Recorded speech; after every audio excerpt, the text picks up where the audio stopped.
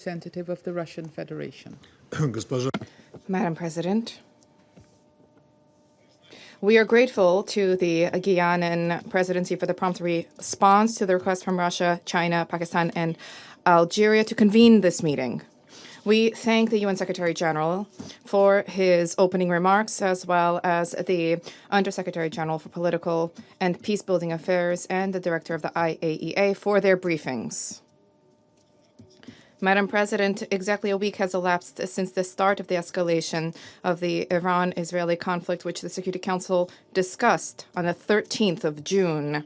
In this time, the world has been flooded with images depicting the night skies over Tel Aviv and Tehran and other cities lit up with explosions of tens and hundreds of rockets. The apocalyptic predictions have become a reality. People in both countries have been forced to take shelter in hideouts with each passing day. The list of civilian casualties on both sides lengthens.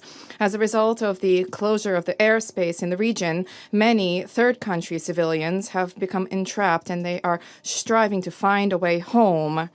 The Iranian peaceful civilian nuclear facilities continue to be targeted, and this is liable to plunge us into a hitherto unseen nuclear catastrophe. The UN Security Council, the principal body for the maintenance of international peace and security, cannot shirk its responsibility and must provide an objective assessment of the situation and to devise an appropriate solution or decision. We cannot deny the obvious facts. It is indeed Israel which attacked Iran on the eve of the latest planned round of indirect talks between Washington and Tehran.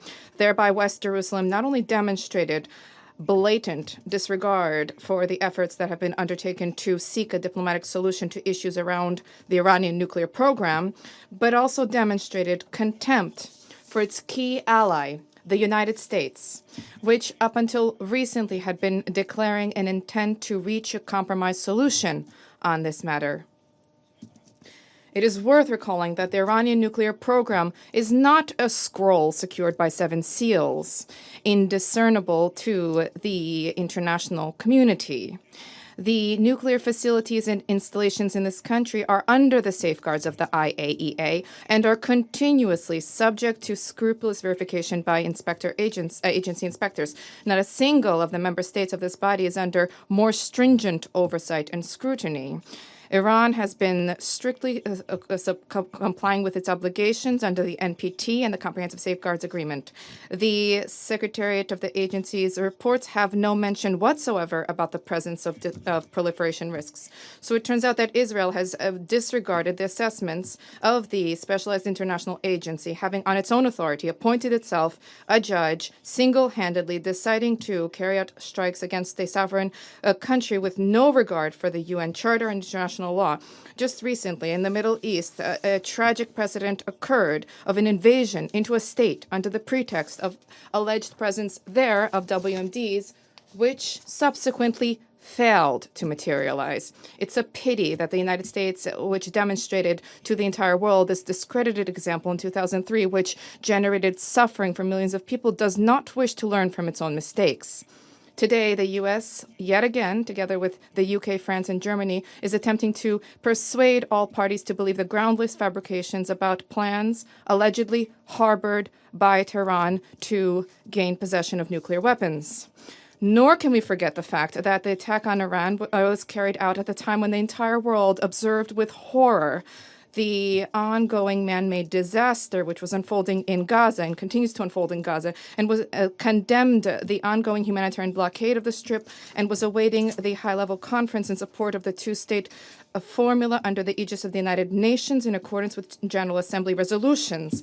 Instead of reverting back to the sole possible negotiated peaceful settlement in Palestine, Israeli military political leadership raised the stakes and expanded the geography of the conflict in the region. Perhaps the Western Jerusalem's calculations also are to have the new military misadventure detract the international community's attention away from the crimes perpetrated by Tzahal in Gaza and the West Bank. We have seen highly perilous attempts to drag third countries into this confrontation, and this, as was rightly noted by the Secretary General, would have colossal consequences, not just for the stakeholders and the parties engaged, but for the entire region, international peace and security as a whole. We concur with Mr. Guterres' position about the need to avoid internationalization of the conflict. Madam President, the present escalation around Iran did not start yesterday. Having attacked the country, Israel first received a direct pass from a host of Western states.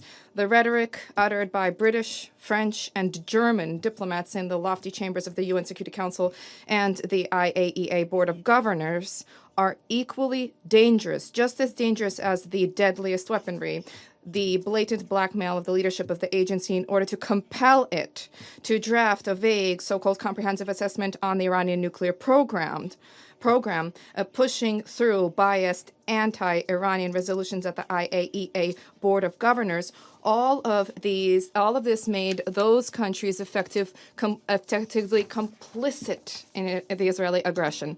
Let's recall that this specific IAEA report was one of the justifications used by Israeli leadership for the attack on Iraq.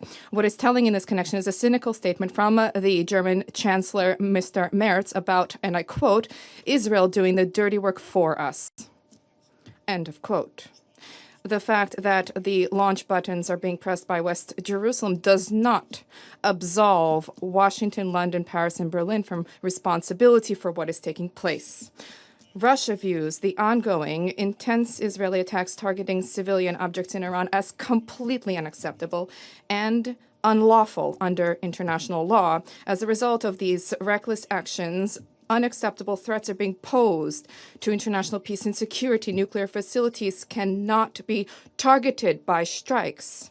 We demand that West Jerusalem immediately cease attacks and raids on Iran, first and foremost the nuclear facilities, which are under the protection of the IAEA. We expect that the agency leadership will draft, in short order, a detailed written report and response to the reports for consideration of the IAEA Board of Governors and the Security Council with the frank assessments of the damage sustained by Iran's nuclear and energy facilities, as well as the safeguards application in that country, including in the context of the presence of inspectors there, inspectors whose lives were under imminent threat. We take note of the clear Iranian statements about its steadfast commitment to obligations under the NPT and the willingness to resume contact with Washington to forge possible solutions that dispel all baseless suspicions and biases vis-à-vis Tehran's nuclear program under the condition that Israeli attacks cease. We support this position. We share the Secretary General's call for an immediate de-escalation resulting in a ceasefire. We firmly believe that a resolution can be provided for in a sustainable way only through diplomacy and negotiations. The goals of nuclear nonproliferation, whose cornerstone is the NPT, cannot and must not be attained through aggression at the cost of innocent lives. We believe that solutions whereby Iran's right to peaceful nuclear activity and Israel's unconditional safety and security will simultaneously be upheld are feasible and attainable. We have conveyed these options to our U.S. and Israeli colleagues as well as Iranian partners. We stand ready to provide them with the necessary assistance in seeking solutions that are acceptable to all. For now, we still have an opportunity to avoid another devastating war that would have unpredictable repercussions for the entire region and world. We stand ready to seek relevant solutions and decisions at the UN Security Council to engage constructively with all parties who genuinely advocate diplomacy and dialogue. Thank you. I thank the representative of the Russian Federation for his statement, and I give the floor to the representative of Algeria. Thank you, Madam President. First, I wish to express our appreciation to you for convening this urgent meeting, the second within a week, which underscores the seriousness of the situation before us. I thank the Secretary General for his remark and his personal engagement toward peace and stability in the region. And